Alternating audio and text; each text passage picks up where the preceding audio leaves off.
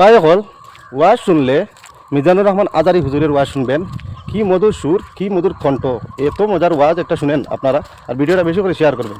আল্লাহ তাআলা কিয়ামতের দিন সাইয়েদনা নূহ আলাইহিস সালামকে বলবেন, নূহ তুমি কি দাওয়াত পৌঁছিয়েছো তোমার উম্মতের কাছে? নূহ আলাইহিস সালাম বলবেন, হ্যাঁ আমি পৌঁছিয়েছি। এবার নূহের উম্মতকে আল্লাহ জিজ্ঞেস করবেন, এই নূহের উম্মতেরা তোমাদের নবী নূহ কি দাওয়াত পৌঁছিয়েছে? নূহের উম্মত বলবে, না আল্লাহ, আমাদের কাছে কোনো সতর্ককারী আসে নাই, কোনো নবী টবি আসে নাই, কোনো দাওয়াতও আমরা পাই নাই, আপনারাও চিনি নাই, জান্নাতও চিনি নাই, জাহান্নামও চিনি নাই। নূহ আলাইহিস সালাম বিপদে পড়ে যাবেন।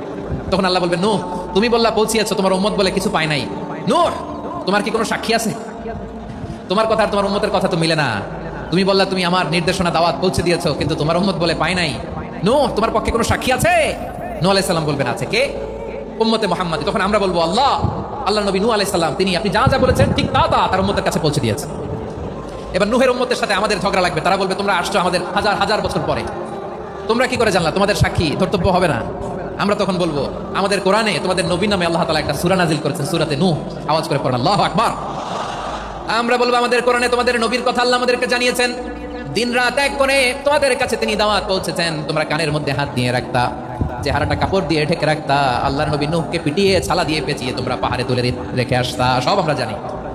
আমরা যখন বলবো এই কথা, নূহের উম্মত চুপসে যাবে। তখন আমরা সত্য বলেছি কিনা এটা আল্লাহ তাআলা জানতে চাইবে বিশ্বনবীর কাছে। তখন বিশ্বনবী আমাদের পক্ষে সাক্ষী দিবেন। আওয়াজ করে বলেন আল্লাহু আকবার।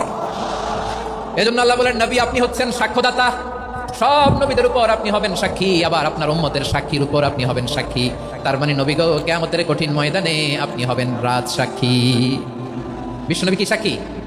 আওয়াজ করে বলেন, রাজ সাক্ষী, সব সাক্ষীর বড় সাক্ষী। এজন্য বিশ্বনবীকে আল্লাহ তাআলা প্রথম যে বৈশিষ্ট্যটা দিয়েছেন সেটা হচ্ছেন শাহিদ।